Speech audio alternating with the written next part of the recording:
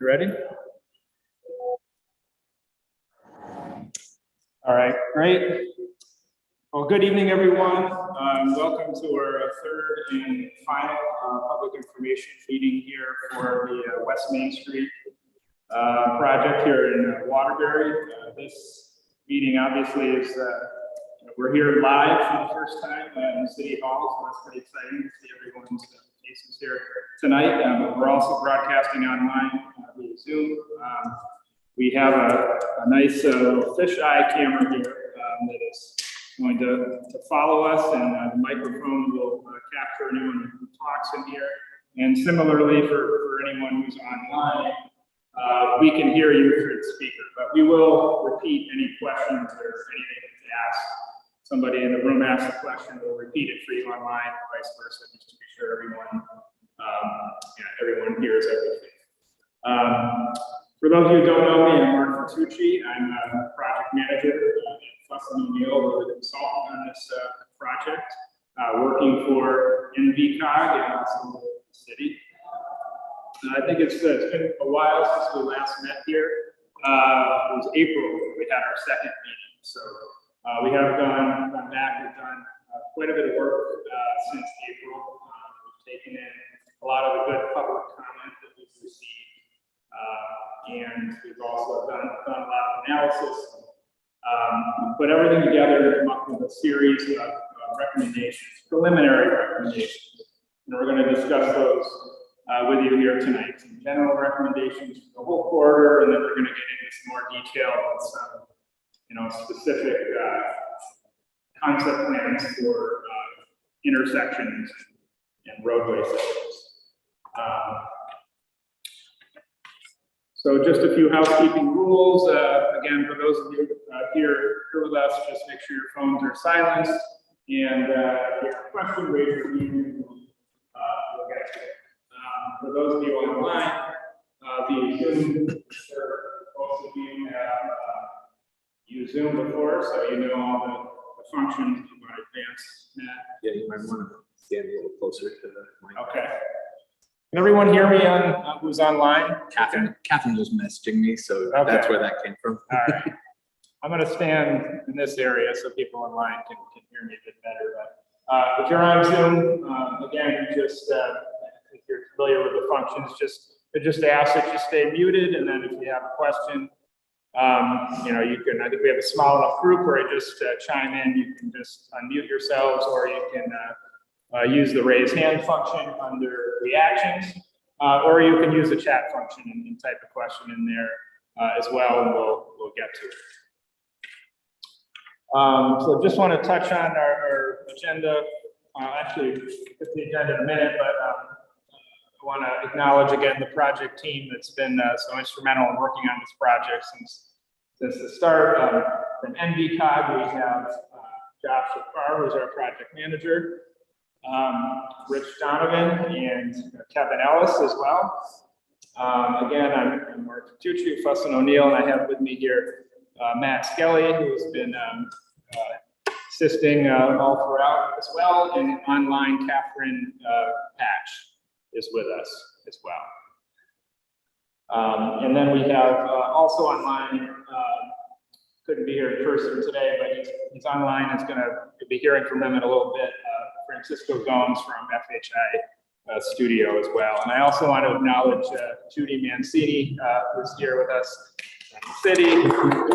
She has also been instrumental to this project, providing good insight, and she set this whole thing up here so that we could actually meet in person tonight. So thank you again for all your help, Judy.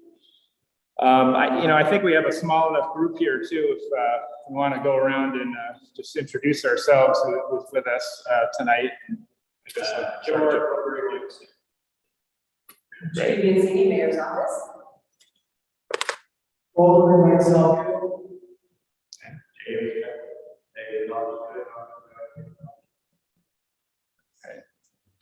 I'm Louis guy who lived on west of the river in the West Main Street area for a long time. Great. George McCarty, Rich Donovan, NVCOG. Kevin Ellis, Robert City. Okay, great. Glad to have everyone here, and let's go talk about our agenda briefly here. So we're just going to spend a few minutes recapping what we did in the first and second public workshop, where we heard a lot of the input, and kind of went over some of our analysis. And then we're going to jump right into reviewing the recommendations and the concept plans. And after that, we'll do some open discussion, answer any questions, take comments that you might have, and talk about the next final steps for this project and where we're going, culminating with our final report. So at this point, I'm going to turn it over to Matt, and he's going to talk about give the recap, and then we'll get into the recommendations. Thanks, Mark. Do our little shuffle up here so everybody can hear me. So you can see here up on the screen, we're showing the project limits of the project. You can see it doesn't quite make it over the river too far, but it does include that first intersection over the river and in the west, and then heading east. Notable to point out that some of these are state roads as you head east towards the green. The state road turns down Meadow Street, and then you get into city streets heading in to and around the green. So that's our project limits. In terms of what our public meetings have been like thus far, the first workshop was really intended to introduce the community to this project. We talked about how it's funded and what the objectives are. Really, what we're trying to do here is there's a lot of different goals of what we're working on, but we're trying to find better use of the West Main Street corridor. And that could mean a lot of different things. It could go anywhere from how pedestrians, bicyclists, buses, people driving, all the different stakeholders, economic development, making it a more beautiful place. These are all within the realm of the things that we were looking at. So again, that first workshop was to get everybody up to speed on what we were going to be looking at. And then we went back and kind of got to work on analyzing everything. If you want to go to the next slide there. So at our second workshop, we presented all of our existing conditions analysis. So a lot of that's related to traffic. How much delays out there, where the crashes are. Those are some really big things that we talked about. We dove into the market analysis, which you'll hear more about. That's like the economic development piece. And public outreach, that was really big. We talked about it at workshop number 2, but that's been ongoing throughout this project. And that ranged everywhere from 10 very detailed stakeholder interviews that we've called up people who are, major property owners, business owners, folks in churches, bus driver, everybody, we try to get every different walk of life of people who use this West Main Street corridor to inform us what their day-to-day is out there. Where do they see problems? What do they like about it? We certainly did get some feedback about things people like. It was important for us to focus on that as well. We did a fairly large online survey. And what am I missing for other outreach? Just the general, website. Yeah, we have a very big effort on our website, which if you haven't had a chance to check out, is up now and will be up through the duration of this project, and I would expect for a while afterwards. So you can find all the final results up there. I think it's westmainstudy.com, if I have that right. It's also still, if you want to make comments on there, we're still taking them. We're happy to hear it if you haven't had a chance to yet. So all of those different things were different ways to get people involved with the study, which especially, during COVID was challenging. So that meant a lot to us. We talked about various different solutions that could be applied on the corridor to help make it a better place. And then finally, we kind of went piece by piece through this corridor, looking at, where could curb lines move? Where could we have another crosswalk? Where do there need to be more trees? All that kind of stuff we did right in that second workshop. So turn it back over to Mark to talk about looking forward. Yeah, so just looking ahead from where we're going from here. So we're, as you'll hear, our preliminary recommendations that we're working on right now. That's really where we are in the process. So we're going to be finalizing those recommendations as we get into the coming weeks, and there'll be a deliverable report on that, as well as a report for economic and market analysis recommendations in the next several weeks. And beyond that, we're going to get working on our final report, which will be a compilation of everything we've done. Late November is probably a bit aggressive for that, but maybe a draft by then. Likely the final report will get published sometime early 2022.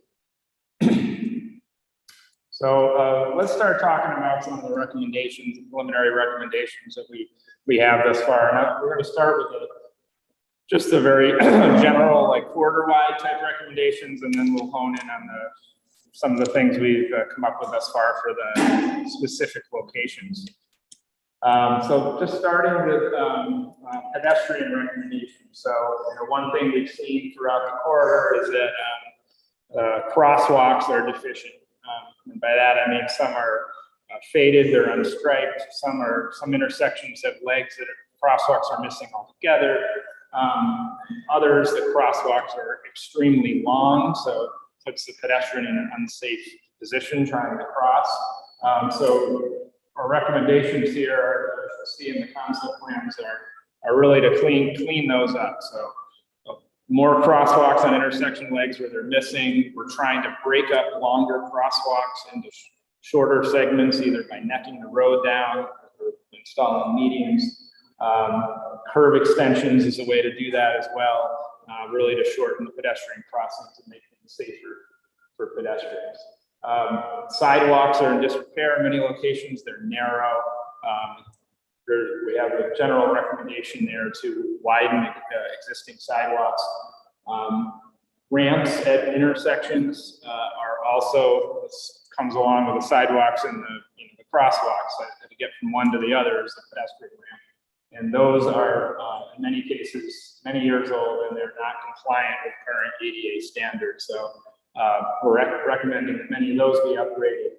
And we're also recommending in several locations, this is a pretty high volume road, you have pedestrians crossing at some point in mid-block locations. So they don't have the benefit of a traffic signal across. So we're recommending some actuated crossing beacons in certain locations. So this is, you have a pedestrian crossing sign, you push a button, and then a beacon will flash up on the sign to aid the pedestrian in crossing, making it safer. Moving on to bicycle recommendations. There are really no bicycle facilities along West Main Street right now. So if someone were to ride a bike on the corridor, it's a very unfriendly place to be, mixing in with traffic without any sort of a buffer. What's on your screen here is a picture of what was done recently on Freight Street. It's a multi-use path there where bicyclists can be separated from traffic. So you'll see in our concept plans, we have proposed one of these along a segment of West Main Street. And in other locations where we have wider shoulders, we're necking the lanes down for some wider shoulders, we can potentially stripe for bike lanes as well. So there's definitely a potential to, neck the road down here, and then with that added space, provide some bicycle facilities. And then moving on to the next slide, vehicle recommendations. So, there are a few locations on this corridor where there's some congestion and some queuing. So we have done some analysis to look at ways to improve that, but for the most part, a good portion of this corridor is actually overbuilt. We have sections such as the one on your screen here between the Green and Willow and Meadow Street that's 6 to 7 lanes wide. It is more capacity than you need to accommodate the traffic.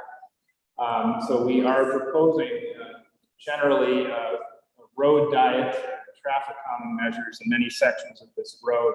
And that means potentially eliminating or reducing the number of travel lanes that we have, and in other cases, narrowing the road widths down to slow the traffic, calm the traffic. Street trees is another recommendation here. It's kind of a streetscaping type recommendation, but it ties into vehicular traffic as well, because when you have a road that's lined with trees, it feels a lot more like a local road, and you slow down. You feel a little bit more constricted as you're driving, rather than having it be wide open and feel like an interstate. Medians and textured pavement in certain areas as well helps give that same traffic calming type feel. And wanted to note at a couple of the intersections, Willow and Meadow and or Southeast and West Main Street. As you all know, if you've driven through those locations, there are numerous left turn restrictions. And we are proposing to remove many of those left turn restrictions based on some analysis we've done in tweaking the lane layouts to the intersections. We think we can effectively do that and allow traffic to not to have to circulate as much and be able to turn to these locations. I'm going to turn it back to Matt now, and he's going to talk about a few other of our recommendations, including access management. So access management is kind of an industry term for how we handle the places where people get onto and off of, right? So in many cases, especially on downtown commercial corridors, you have driveways kind of like every 50 feet or something like that, and it can get to be a little overbearing. In some cases, such as what you see up on the screen here, you even can have driveways that empty out right into the middle of an intersection. So we had challenges like that that we wanted to review and try to assess where we might be able to make things safer, really. All of those access points are places where there are conflicts that pedestrians have to mix with cars, bikes have to mix with cars, and that's something that you want to limit. The goal of it of course is something that has to be done in conjunction with the property owners, and like this. I think it's Meadow Auto Body we spoke with. That was one of our stakeholder interviews. He's got 4 driveways, 2 of which are chained off because people try to cut through. So that becomes a safety hazard for him. So that was something that, he kind of brought up as a potential improvement. So that some of those come from that, but it's throughout the quarter, not just in this one spot. Parking recommendations. So as you can see up on the screen there, there's we've got called out a couple municipal lots, a future municipal lot, and then some on-street parking that's available. It was important for us that we have on-street parking remaining where it needs to be, and if it doesn't need to be there, we might use the space for something different, but we might also look at the potential to add additional parking for people. People kind of always want more parking, but it's going to be a balance. Also important is that where there is on-street parking, we want to make it safe. So we don't want a crosswalk that can hide somebody right behind a parked car, right? We're using tactics like bump outs to provide the parking with a more defined stall and make things safer. Also, we heard from some of our interviews that maybe the parking that's available, it's hard to, some people don't know how to get to it. So better wayfinding is another thing that we found would be important related to parking. I'll go ahead to the next one. So placemaking is another part of this that's important, and that's really, the Waterbury Green is already an outstanding place, no question about it. But there are ways to augment that, right? Right now, there's a memorial monument on the end of the green that is completely separated by traffic. You can't walk out to it, get close to it. Perhaps there's a way to change that. There's also a lot of things that are just kind of like what you would call tidying up, maybe you might refer to as, where, you have different pavement marking styles in different places, different signage styles in different places. Kind of getting everything on the same page is another piece of placemaking that we'd like to see happen. And then there's also just added amenities. You know, in some places, the lighting that's out there is really all vehicles scale lighting as opposed to people scale lighting. You know, benches, more trees, things like that. Those are all facets that we wanted to incorporate into the plan. And turn this over to Francisco, right? Yeah, thanks. Online participant. Right, so I think as many of you are probably aware, much or almost the entire Waterbury bus transit system converges on both West Main Street or East Main Street. So that's a total of almost 20 routes. So West Main Street's incredibly important for transit access and operations through the downtown. With respect to transit access, that is where most of the opportunity in this project really lies for improving access to buses within the downtown and between areas, because of the downtown is accommodating so many transfers between different routes. So this project proposes to provide a number of improvements that will improve access from a convenience perspective and from an ADA perspective, and just improve overall user experience and comfort. So that includes bus stop pull-off areas with proper signage and shelter improvements as well, so that people have some shelter from rain and adverse weather conditions while they're waiting for the bus. A dedicated eastbound bus lane on the south side of the green, and Mark will get into some of those improvements in a minute so you can see what that looks like. That's really intended to improve bus operations through the areas, improving curb ramps at intersections and in proximity to bus stops to improve ADA access, and other safety improvements related to accessing bus stops. One of the things we heard from the public through our engagement on this project is that it's not always easy to cross the street to make a transfer to a bus. And so we want to provide more opportunities for safe crossings at locations and for better access to bus stops along West Main Street. And then finally, we are coordinating with the transit agency to ensure that, that there's planning around some of these physical improvements so that any changes to operations are made in concert with the physical improvements that are made in the area. Okay, next slide. We also conducted a market analysis for this project, and the purpose of the market analysis was twofold. The first was to identify the potential that the downtown has for development so that we could design a roadway and a streetscape that would appropriately accommodate any future traffic that was generated by development. And the other purpose of the market analysis was really to look at opportunities for the downtown to further support economic development as part of this project. So along those lines, we've made a series of recommendations, and this comes from our outreach to local stakeholders in the project area, and that being business owners and leaders from the hospitals and other advocacy organizations, and also some input from the general public. And I think what we heard from everyone is that the community is very invested in the success of the downtown, and that there's a desire, obviously, to fill vacant storefronts, but maybe to think of the downtown as potentially a more residential neighborhood as well. So we've made a series of recommendations that will help fill vacancies and hopefully bring more life to the downtown by way of more residents and more activity on the street. And that starts with adopting or implementing a special services district. A special services district is something that the state allows communities to implement, and that's a separate taxing district to provide a higher level of service within a geographic area.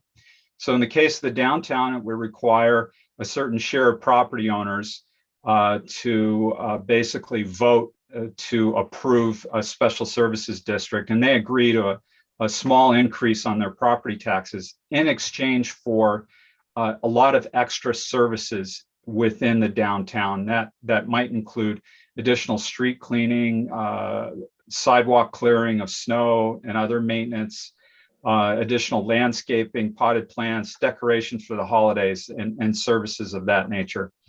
And the people providing those services can often act as ambassadors for the downtown, which improves the sense of security and makes it a more welcoming place. In addition to that, because there are a lot of vacancies right now in storefronts in the downtown, we've recommended that the city establish a pop-up business program that would allow or help facilitate short-term rentals of storefronts for emerging businesses or seasonal businesses. And that's a great way of helping a small business get started, get a foothold in the downtown and move into a more permanent space. In addition to that, we think that the downtown should really be prioritized for mixed use infill development on vacant lots and in vacant buildings. And by mixture of uses, we mean very likely lower level retail and service, but upper level residential, maybe some office. We know right now the office market is weak and COVID has certainly done nothing to strengthen that. But the residential market is strong and there is some residential activity, development activity in the downtown. And we think that the city should continue to get behind that as they already are. Other ideas or recommendations include the establishment of a co-working space in the downtown. A co-working space is a shared office space. These spaces have been hit really hard over the past year and a half now, but they're starting to, as people are coming back to work, they're starting to rebound. And in fact, there are new opportunities surrounding co-working spaces because larger corporations are electing to shrink their physical office footprint and are renting space in co-working spaces. To our knowledge, there are no existing co-working spaces in the downtown, and we think that would be a great opportunity. And then finally, make the downtown a little more friendly by way of more pedestrian-oriented wayfinding signage. And Matt talked a little bit about the importance for having a consistent signage theme in the downtown and the role of that in placemaking. And expanding upon some successes that the city is having with events such as Food Truck Friday to potentially identify a more permanent area for food truck service in the downtown, as the restaurants are somewhat limited. And we know that there have been a couple of food service businesses that have closed over the past year and a half. And that concludes our market analysis recommendations. Great, thanks, Francisco. Sure, thank you. All right, I'm going to get into talking about some of the specific improvement recommendations now along the corridor. And I'm wondering if we should try and zoom this in a little bit more. Can you see that? It's a little bit hard.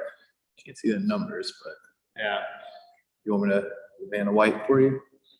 Yeah, why don't you, I think we can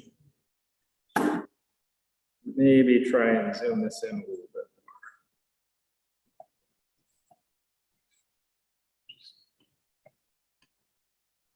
Yeah, it's a little bit better, I think. All right, so we're gonna start in kind of in the west end of the corridor and like head over towards the east, towards the green, and talk about some of the things that we've seen here. So this is Watertown Avenue and Riverside Street. So Route 8 is off to the left of the screen here. This section over to the newly connected Jackson Street is 4 lanes, high volume here, so we need the capacity. We haven't really made any recommendations for changing the lane layout here, other than narrowing the lanes a little bit to 10 feet, which again, as I was talking about before, sort of a bit of a traffic calming measure there to slow the traffic a bit when you have the narrower lanes. We are showing sharrows in here for bicyclists, just to alert drivers the presence of bicyclists in the section of road. Jackson Street, where it comes out over here. If you've driven this new connection, you know there's a no left turn sign that is installed here, restricting people from making a left onto West Main Street. but what we're seeing is there's nothing there to physically restrict people from doing that. So they're making that turn in high volume conditions, and it's dangerous because you could have traffic backed up at Thomaston Avenue with a signal. They look to the right, their line of sight is blocked by cars, and they're making an illegal left turn. So we are recommending a channelized island here that would more physically deter people from making that left-hand turn. Not just zoomed in on that as well. So a couple other things on this slide before we move on. You'll notice there's a crosswalk there. We did do some counts, actually. NVCOG did some pedestrian crossing counts in this area. And there were as many as 20 pedestrians trying to cross the road between Jackson Street and Thomaston Avenue. And there are also bus stops in this area. So we are proposing a mid-block crosswalk here. Again, it's a high volume location. There's going to need to be a pedestrian actuated device to assist pedestrians in crossing. They get a push button, it may even be an overhead signal. It's called a hawk signal, which is a pedestrian signal. There's a few in the state. They're not quite as prevalent here yet as they are out west, but Stanford has put a few of them up, so that it's a possibility for this location. You know, it's a preliminary recommendation. We are discussing this with DOT as well. This is a state road through here in this section. And you'll notice here, we are also showing potential for some bus pull-offs. As I mentioned, there's a bus stop here. Being able to get the bus off the travel lane so they don't have to stop and block traffic is an attractive idea, but there would be some coordination and negotiation needed with these the property owners on either side of the road, because it would bring the sidewalk a little bit into their property. So, but again, it's a planning study. We're making some recommendations, and you know, as the people, pardon? Closer, okay. Some people online can't hear me. I'm trying to talk into it as best I can. But as I was saying, you know, we're going to be making some recommendations, and then, you know, as funding comes online and design moves forward, you know, some of these things may change a little bit, but we're trying to get the general recommendations here out, and we think that's something that warrants some further consideration. We have a question here in the audience. Go ahead. Okay. On the West Main Street going towards the gate, have you ever thought of, because me personally, I probably want to walk in a straight and a right. A lot of people in that right go straight and it becomes a hazard if they go up and put another dedicated right, straight, or make them go straight to the right. Yeah, so I'm going to just I'll repeat the question for those online. The question was the right turn lane heading towards Route 8 there.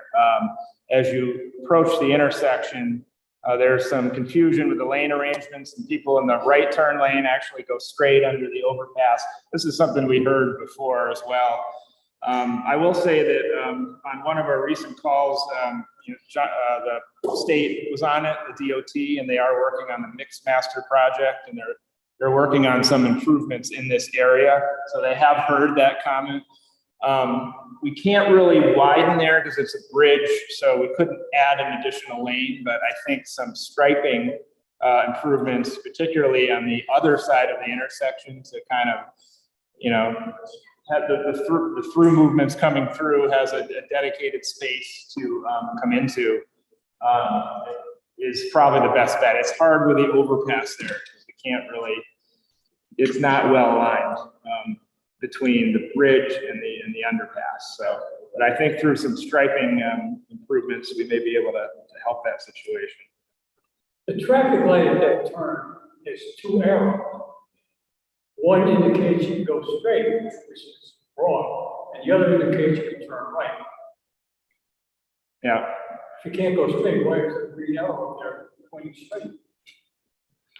That's a good question. So the comment was at the light at Riverside, there's a straight arrow and a right arrow, and the straight arrow is in the right lane, correct? Yes, on the right side. So it's not well aligned. And this is another thing, this is kind of on the end of our project limits. It's more in the DOT Mix Masters project, but I believe they are replacing that signal as part of the project. So, you know, hopefully that will get resolved when they do that, because that is a kind of a not used, DOT doesn't use that sort of, you know, straight green arrow, right green arrow for one head in a lane anymore. It's kind of an antiquated signal layout, so. And I don't think we've heard that feedback yet, but we can certainly pass that along to the DOT for that project. Great. You want me to go to the next slide? So I think that was it for this slide. So if you want to move, we'll go to the east, and certainly continue to just to chime in if you have any questions. So I prefer this be interactive rather than us just talking and talking. So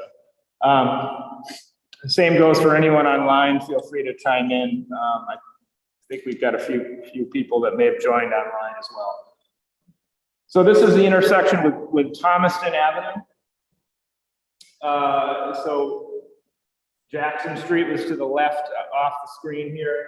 And one change you'll notice here is that today there's 2 eastbound lanes and you can go through in either of them.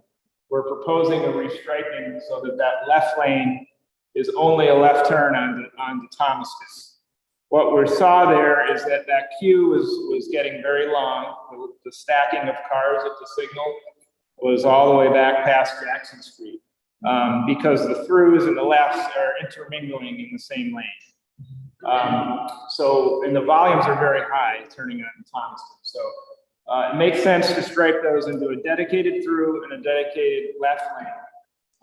As you head east, it was necking down anyway from 2 to 1 lane. So we're not really losing too much by doing that. We also have this left will line with the left going into the Walgreens Plaza. So they're head-to-head lefts, which works well. You'll notice we have crosswalks now on all 4 legs of the intersection. And in addition, that long pedestrian crossing there across Thomaston today, as I was talking about earlier, this is one of the locations where it's just, you know, you're exposing the pedestrian by being in the middle of the road for that long period of time. So what we're proposing here is an extension of that median island of Thomaston. So there's a refuge area in the middle of the crosswalk. Also proposing to bring this curve radius in on the northeast corner of the intersection. Again, to give the feeling that the road is narrowed a bit. Now we can't actually do a full curb extension there because the truck turns need it. But we are proposing a mountable textured surface there. So kind of, it's an improvement over the existing condition. One other thing I wanted to point out in this slide is Matt talked about access management earlier. We have a lot of curb cuts or driveway cuts into the road here. So there's actually 3 or 4 on this side of Thomaston and another 3 or 4 between Jackson and Thomaston on the north side of the road. Total of like 7 or 8 in a very short period. So we are proposing to close a couple of those. Like this gas station, for instance, has 3 accesses, 2 on West Main. One of them comes out virtually in the middle of the intersection. So potential to close that and close the one on the other side as well. Not, they still have full access to their properties. Now, obviously, this would have to be coordinated with the property owner. And if they're amenable, great. If they're not, we may not be able to do it, but it is a recommendation for something that we can, improve the safety of operations. Because the more curb cuts you have, the more vehicle conflicts, the more risk of a crash. And one other thing on this plan, you'll notice we did add a left turn lane into Commercial Street. Now that we only have one lane westbound and we don't have that 2-to-1 merge anymore, we had a little space for a left turn pocket. And then we are showing a median in between the left turn pockets into the Walgreens and into commercial. We're left with a little bit of space there to, maybe it's raised, maybe it's a flush median, but, just take a little bit of the pavement with the way, it'd be nice. That's it for this slide. Does anyone have a comment on this slide? Yep. I know you showed on this, but what about the private street that's in between Jackson and Thomaston Ave? There's a private strip that's a big bottleneck for a lot of people. Left turn across two lanes back to traffic. Yeah, that's a good comment, because that street, it's, See it right there. yeah, it kind of goes back. It's almost has the feeling of a public road because it's going far in and accessing multiple properties, and it really suffers from the same situation that Jackson Street does, and that is hard to make the left turn through the queue there. So that is something that we could consider a no turn restriction there as well. I think that's privately owned, that driveway, or I don't think it's a public right of way. I know a lot of people use this. Yeah, I'm sure they do, yeah. So that is a good recommendation, and I think we should note that down as well. To consider that, and if we do, do a no turn left turn restriction there, we do want to do the same thing and probably put an island in. People don't obey a sign, they will be more apt to if they have something physical there restricting them. So thank you for that, and yeah, let's go on. There's no further comments on this slide. We'll go to Sperry Street.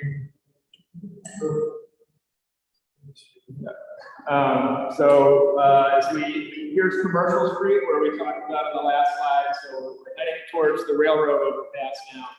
And you'll notice here, we added a dedicated left turn lane into Sperry Street under the overpass. So what we were seeing were people were stacking under the overpass to turn left, and they were blocking the through traffic, and it would back up.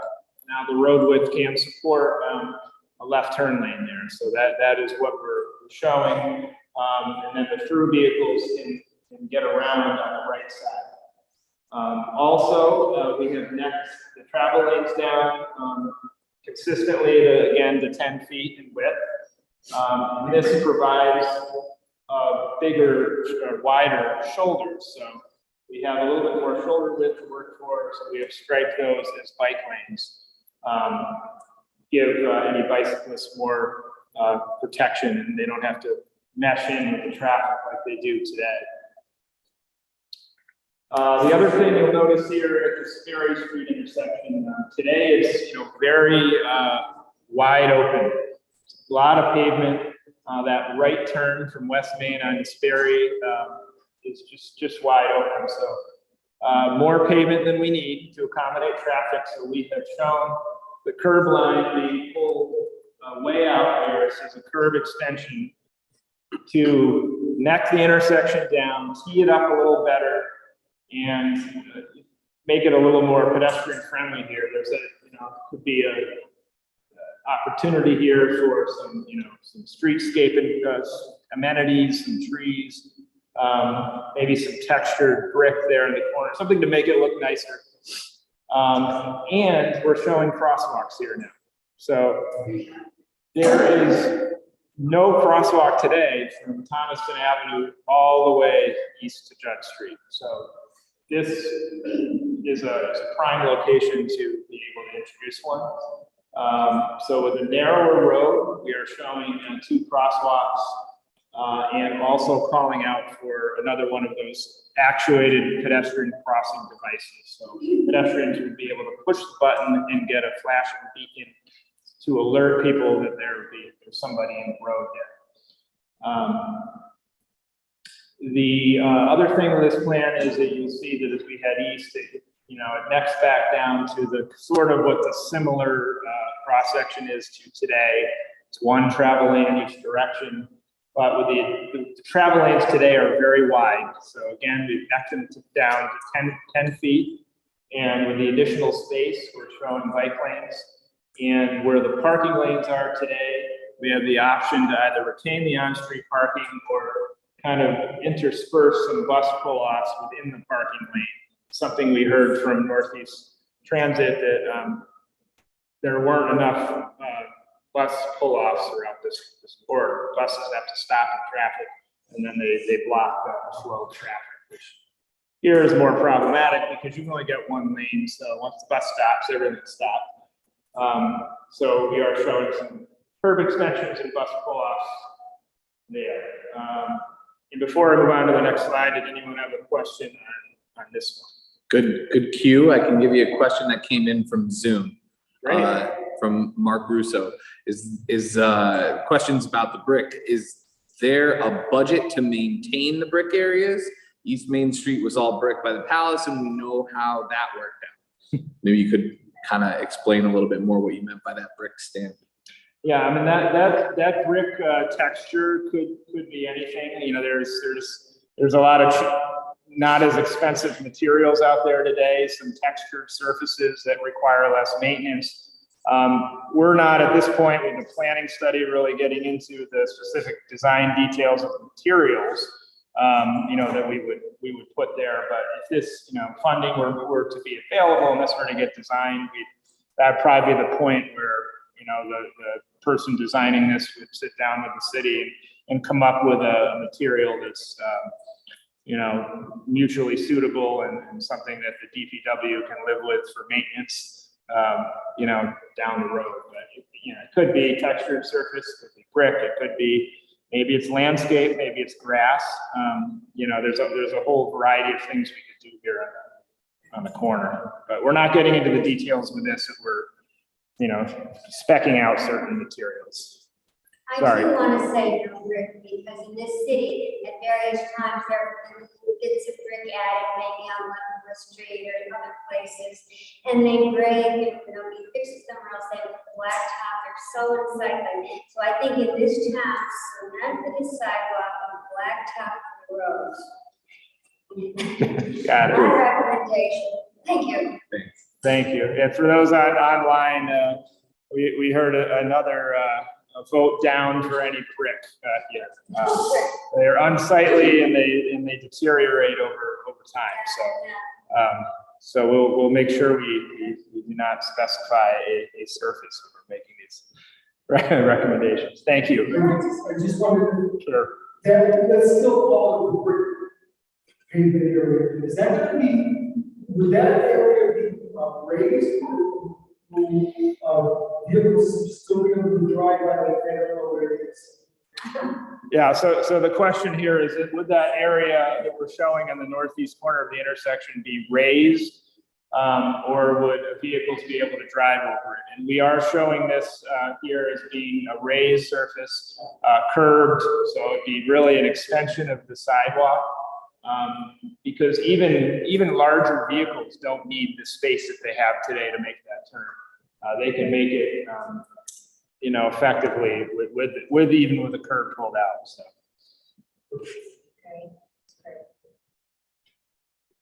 All right, so we're going to move on to the next slide and head east a little bit further.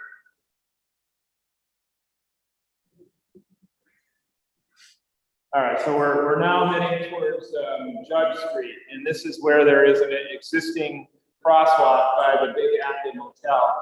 And this area has had a few pedestrian fatalities over the years. And it's going back to the same situation I talked about, you know, long crosswalk, mid-block, maybe the cars are blocking pedestrians.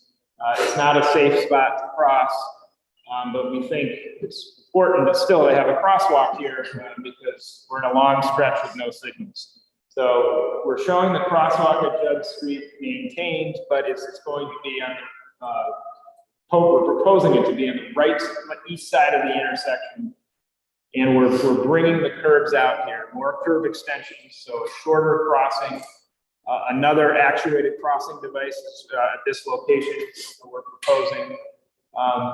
But a lot of this is one of the areas where we have excess pavement. So we don't need that excess pavement on the north side. So We're showing the curb line brought right out, the sidewalk extended, some more street trees to make it, make it look more appealing for the pedestrian.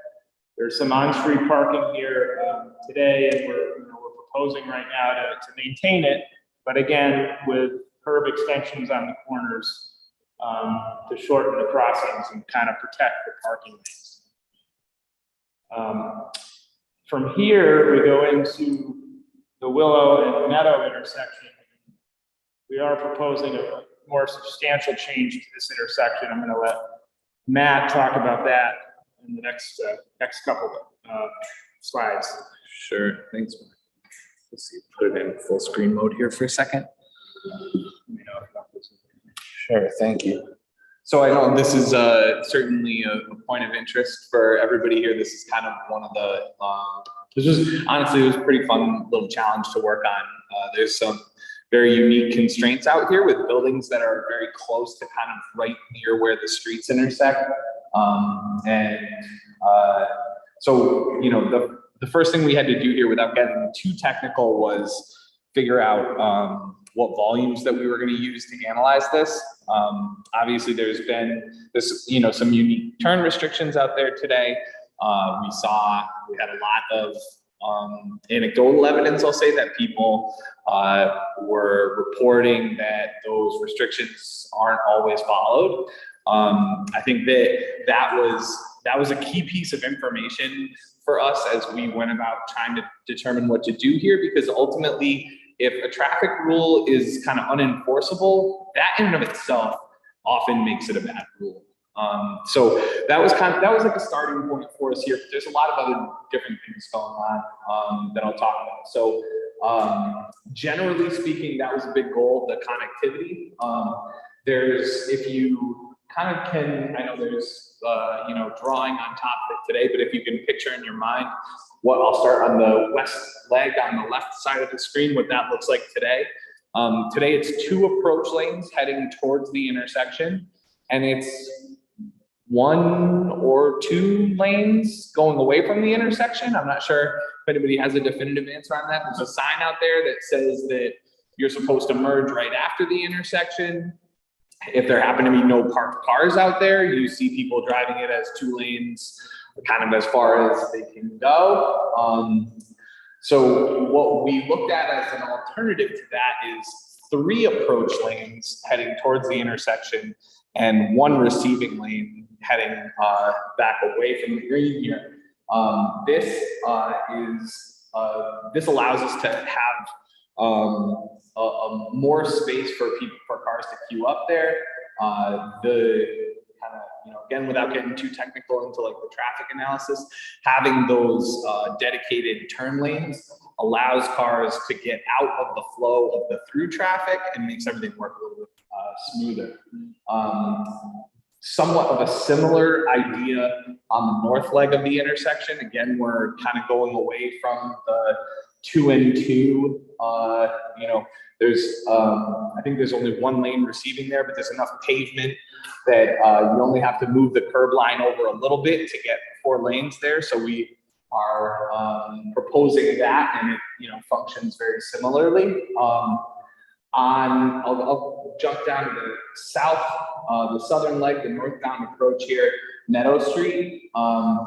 Again, you're seeing the same scheme of 3 approach lanes and 1 receiving lane. So some pretty good consistency there. There is one thing that I would point out. You're going to notice that the stop bar here is pretty far back from the intersection. That's because these are the 2 DOT roads, as I mentioned, and there are some more strenuous restrictions around the type of vehicles that have to be able to pass through on a state road. So we have to use a pretty big design vehicle. We call it basically, a small tractor trailer needs to be able to make it around this corner without hitting the people that are sitting there in the left lane waiting to make the turn. So we have that stop bar pulled way back. It's actually, you can see underneath, it's actually a little bit closer to the intersection than it is today in this. And the important change though here, this is kind of saving the best for last. On the eastern leg of this intersection, What is there today? There's 6 total lanes plus a median.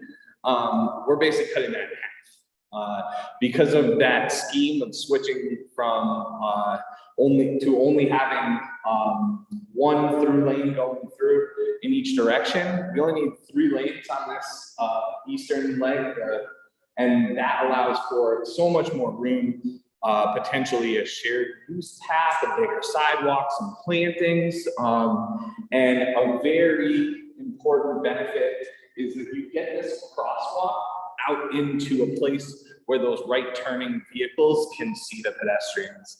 And, you know, there was not an incredible, I don't think we saw any serious pedestrian injuries here, but I can tell you just from personal experience, I'm sure you guys have all felt this.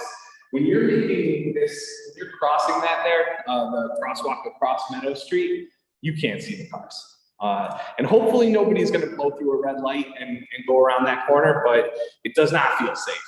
And one of the things is a little bit of an aside, but during our public outreach, one of the things that we found was that there's not a lot of people that are kind of willing to walk from the green out past this area further west, right? And it's not really that far apart. Like if you wanted to walk from the green out to the grocery store, it's like a mile. I mean, that's a lot if you're carrying groceries back with you, but there's restaurants over there.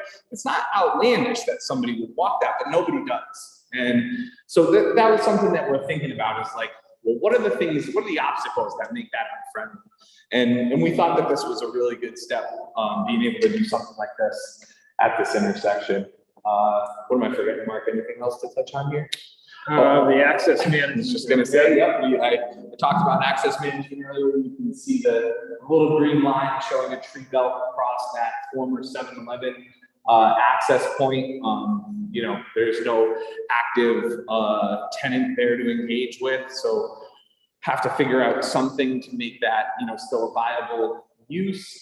There's the empty parcel next to it. A lot of people came to us with a lot of ideas for fun things and fun ways to activate that, but you know, as these recommendations got implemented, that would be part of the process. And yeah, I think that pretty much sums it up. So we did have another question come in from Mark Russo. He says, parking is an issue for my business. Can you add street parking on Meadow Street west side? There was parking there years ago. West side, so down here. Now, this is a good point. We're not showing it on the in the image that we're using for the presentation. Having the 3 lanes northbound there does cut into the ability to have a parking lane on the west side of the street there. However, the storage lengths of that northbound approach are not super long, so you don't need a ton of room for vehicles to be queuing up to make that left turn. And we'll take another look. The other thing that hurt us on that, Mark, was having to move that stop bar way back. That kind of eats into your ability to get parking there as well. But we'll definitely keep that. I know we talked about that, Mark. So I think when we're beyond the influence of that northbound left turn lane and it tapers back, you know, at that point we can taper all the lanes over and probably start a parking lane back on the west side of the road. Not sure how far down the business is there, but the other thing that I would add is that there's certainly no reason you couldn't add on-street parking right on West Main on the south side of the road there as well. There's not a ton of appetite for it there, but if we couldn't get it on the west side of Meadow, that would potentially be another option.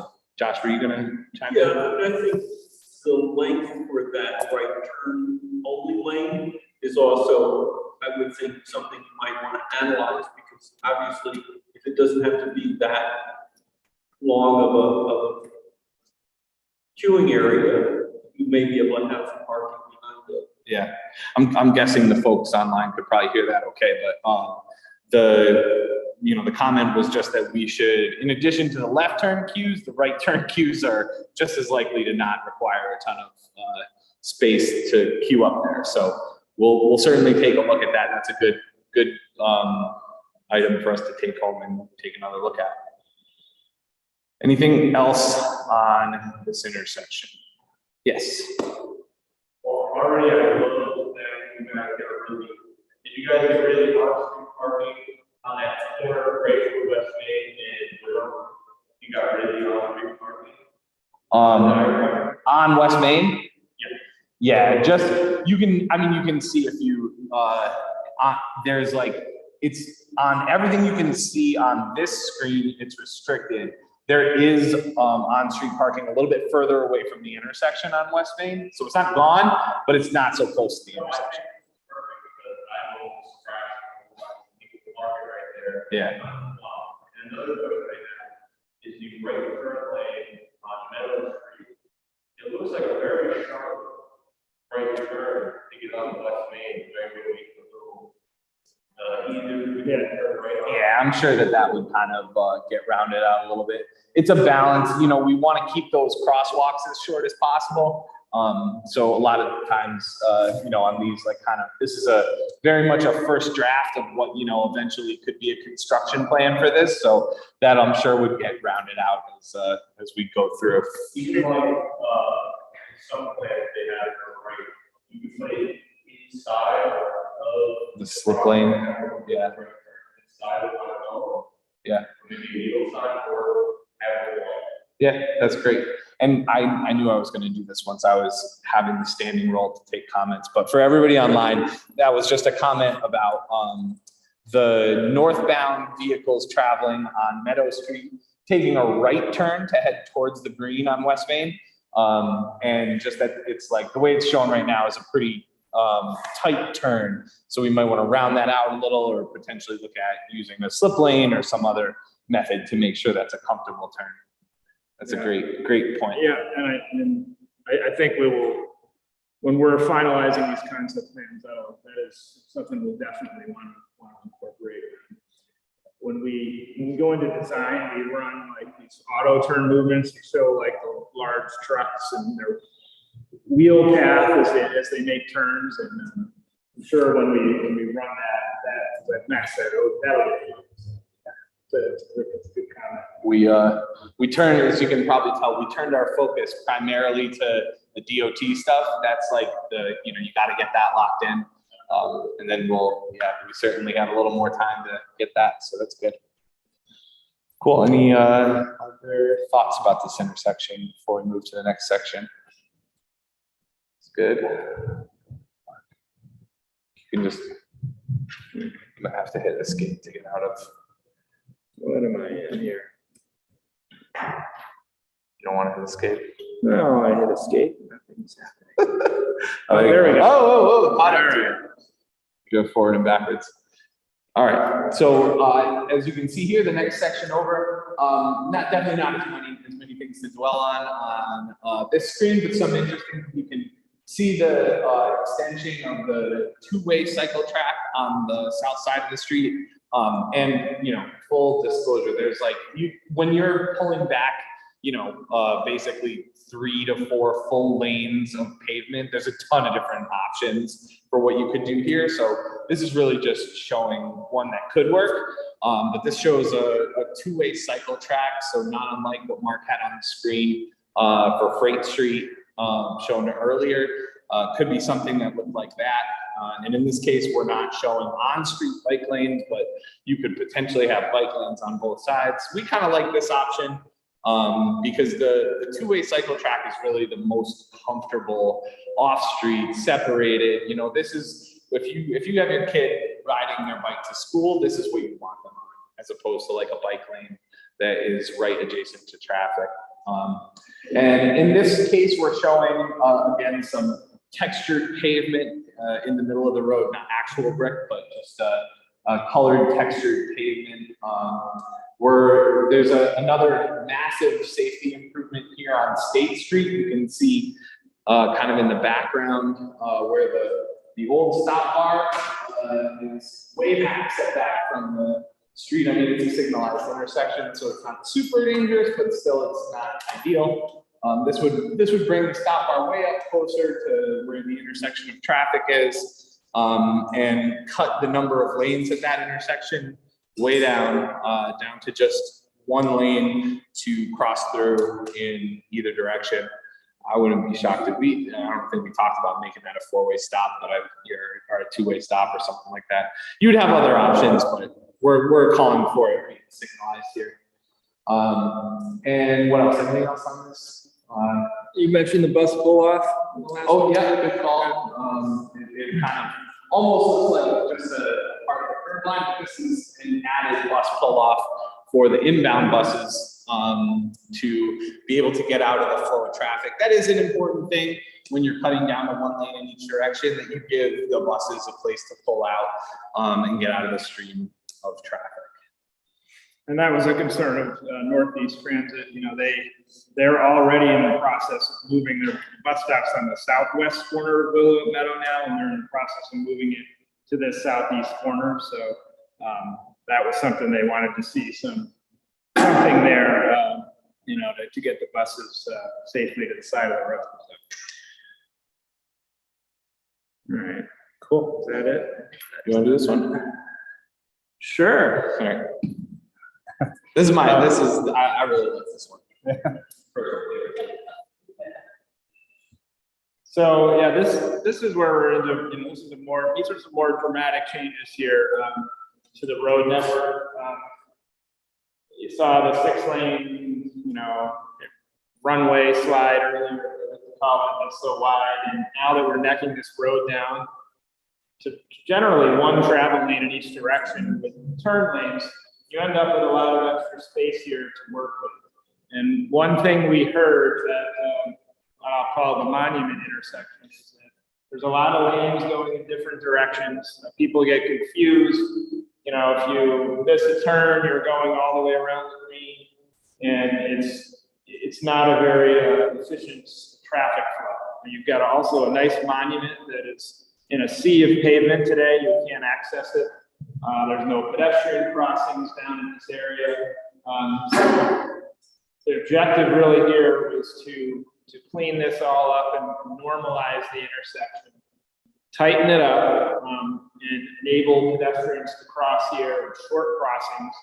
And that's what you're seeing here. The other prevailing, background to what we came up with here is that what we really want to see is this West Main Street on the south side of the green. We want that to be the main vehicular travel corridor.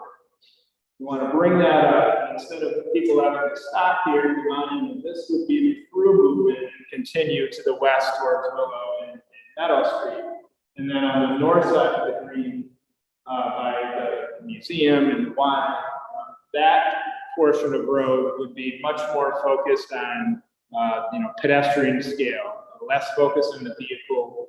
It could be a shared space. It could be an open street, which is a street that is closed occasionally and made into a pedestrian promenade, or you could have a festival or food trucks at times and things like that. But when it is open, it's narrow. It's not geared towards vehicles. So we're showing that street. This orange tinge is actually a textured pavement. We're showing this as so something to really give a different feel to the driver that this is not a freeway. This is a local road.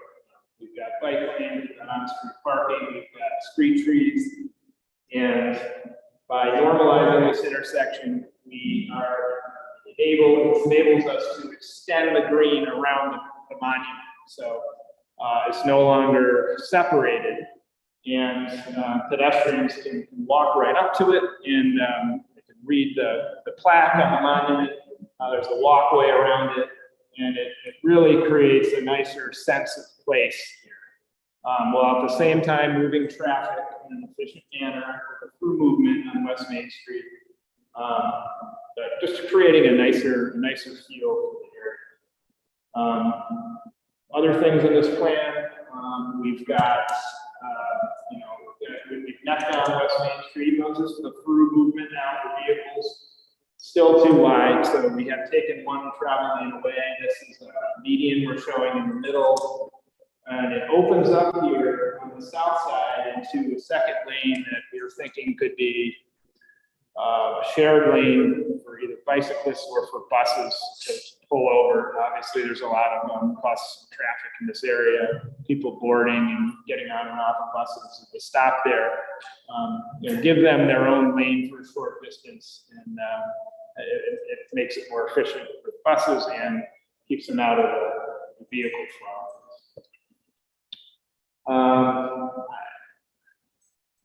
I think that's the gist of this. Does anyone have any comments on this or questions on this layout? Sure. For the West Main Street Park on the top, where the green, I think there's supposed to be trees or shrubs. There used to, I know the original, like now, there's off-street parking there. Is that off-street parking going to be replaced by that, or will might turn back into off-street parking? I know a lot of people park there for why the mat, Yeah, so the question was, is parking being proposed to be removed on the south side of West Main Street on the north side of the green? And that is what we're showing here, but that's not set in stone by any means. We have a lot of space to work with. We could still intersperse parking in there.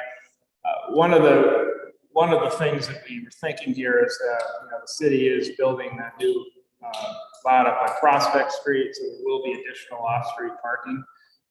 So we have a little more room to work with here potentially, but I know people do like to park as close as possible to their destination. So this is something where we have a number of alternatives we could look at, and we probably could have drawn up about 25 different plans for this area. So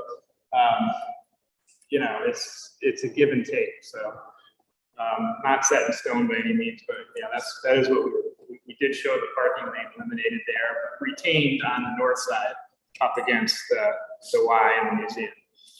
So Central Avenue, have no left turn, or did you remove that coming down?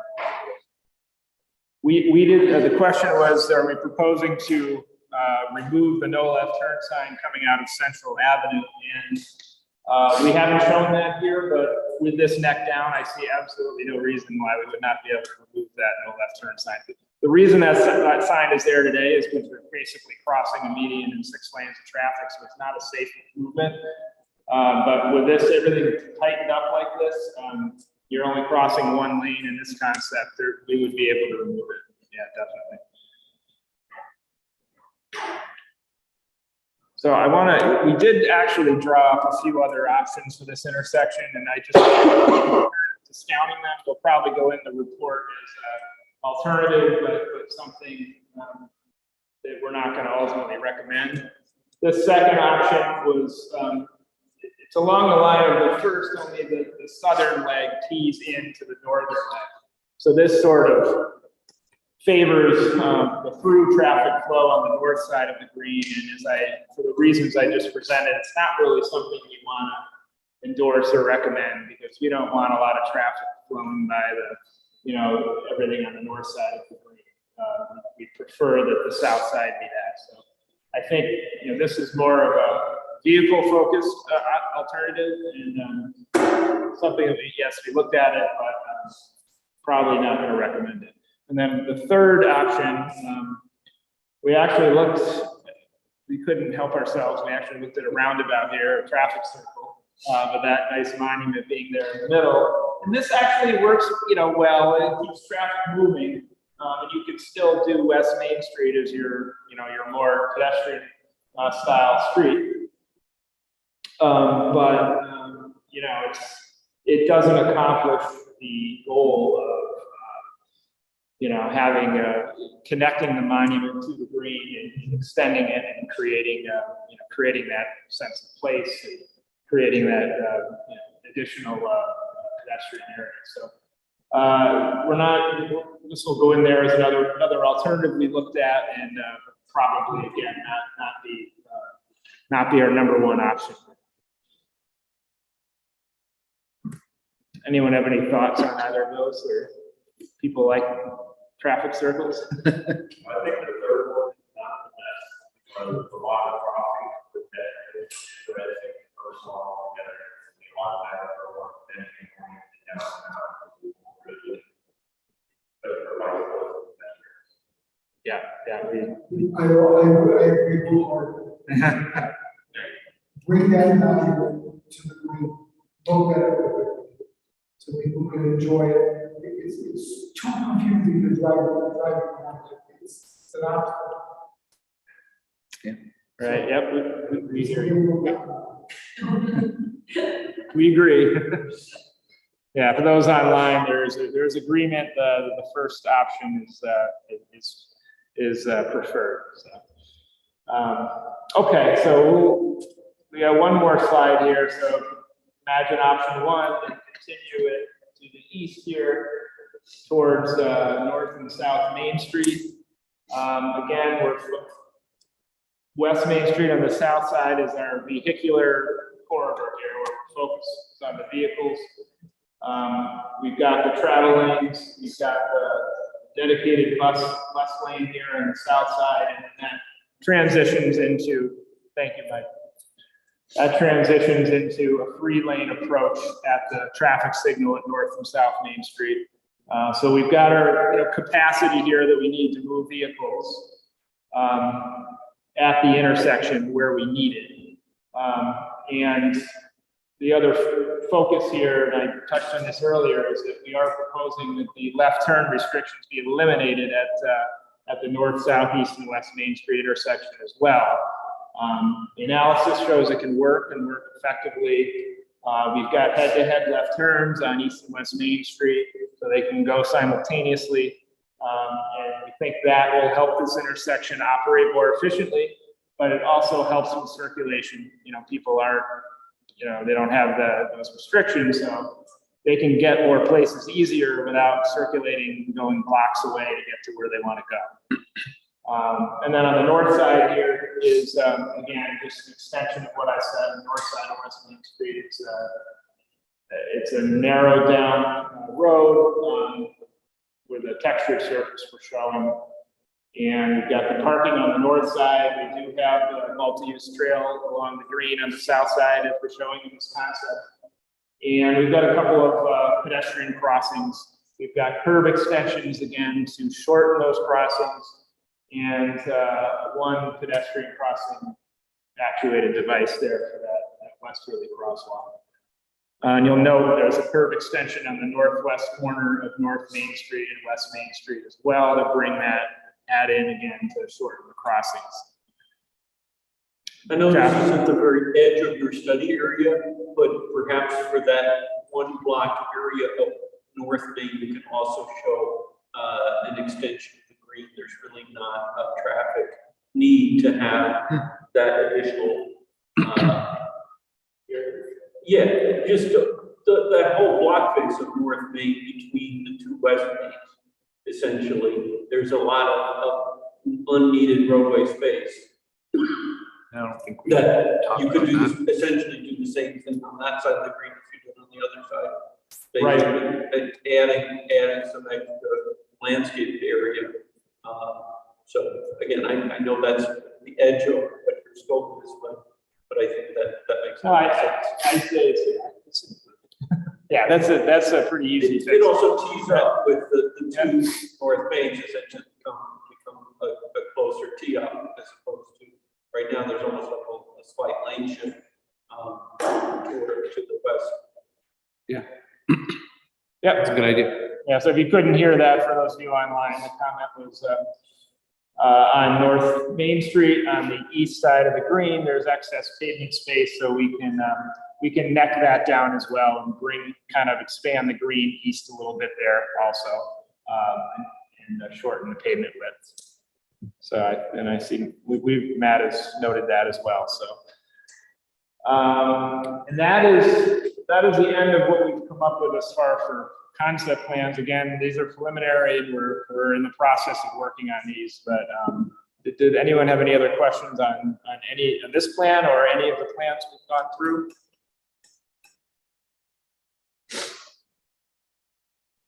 Sure. I don't know if that was a slide. It's the one before the roundabout.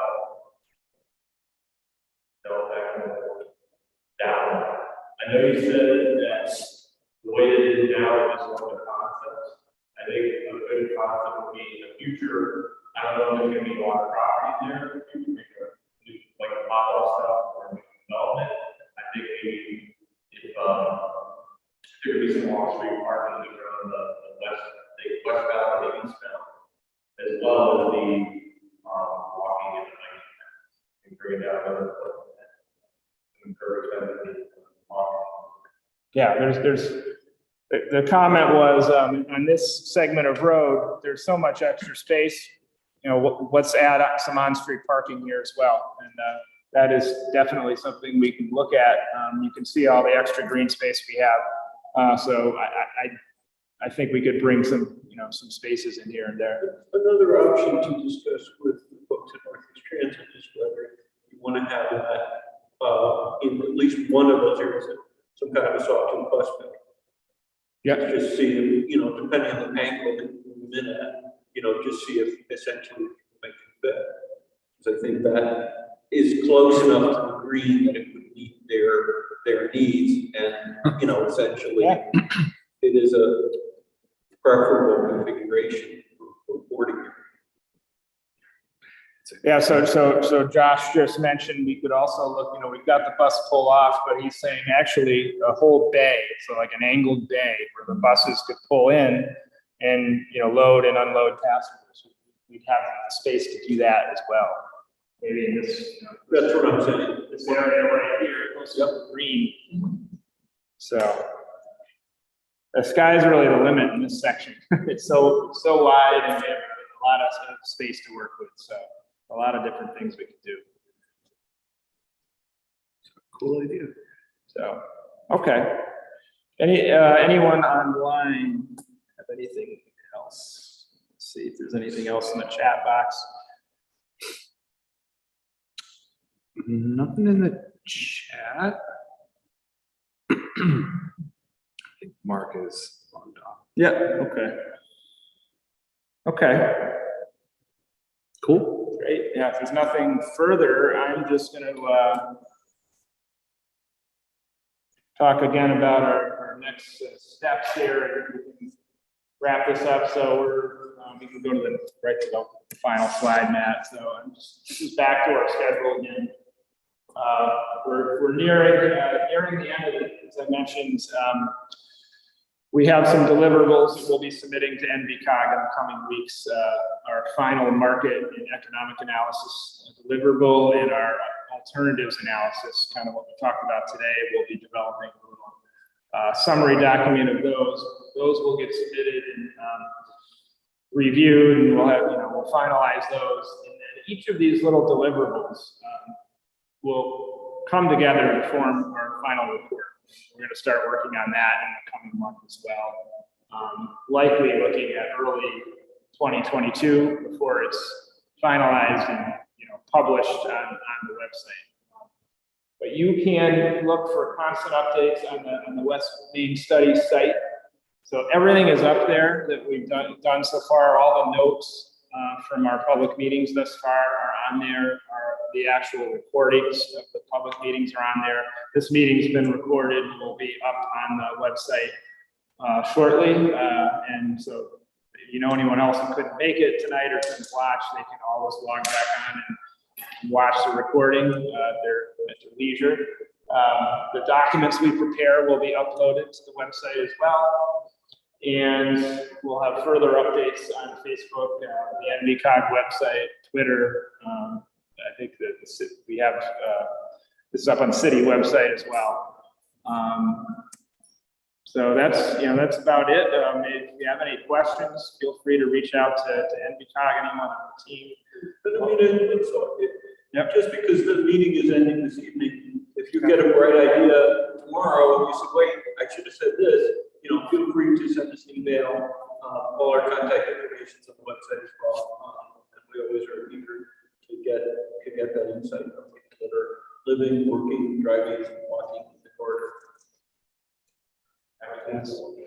Keep in touch. So thank you all again for coming, and thanks for the great input and insight, and definitely take that all into account as we finalize everything. And For those who are still online, thank you as well for joining us tonight, and look forward to talking to you all soon. Thank you.